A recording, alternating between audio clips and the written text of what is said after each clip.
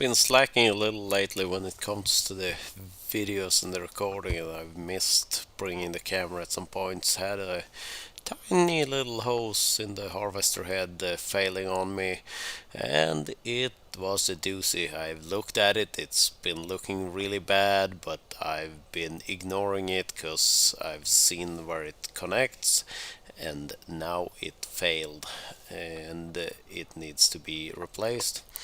It's deep under the hydraulic valve block.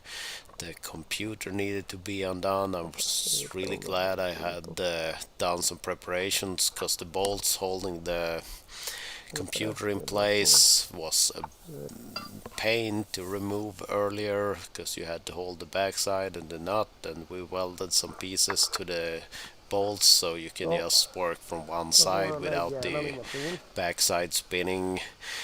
The hose connects to here. It's a sensor, and it's like the load on it, and it connects then in under the block where you can hardly get access. I also removed the bracket holding the computer before getting this far, and I can't slide one of those crow's feet on there, but it can't twist. It's so tight on there. I thought it was because the hose next to it stopped it from turning, so I ended up undoing that, and the adapter that connects into the block.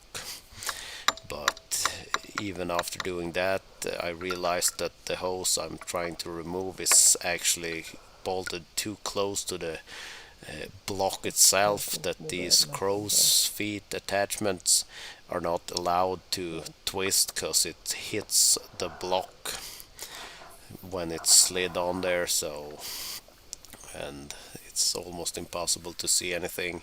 So I've done this to some of the other crow's feet, yeah, because it has kind of a lug that grabs better, but I grind that away so you have like an open-ended spanner. Add a nut of the correct size to see that I have a good fit even if removing some material.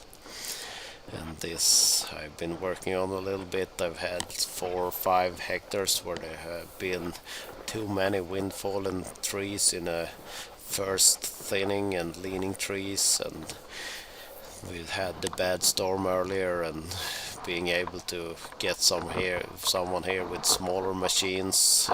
These, well, they do first thinnings in this region with big machines, but I decided to take care of the area myself. Here I got a little bit of a better view of under there where the hose is connected, and now with the opened up crow's foot I was able to undo it and be able to get it out. I ended up having a new one made. It ended up they didn't have the materials locally to make it as nice and thin as this one. It doesn't have any flow, it just measures pressure and gives signal to give more oil volume to the harvester head, as I understand it.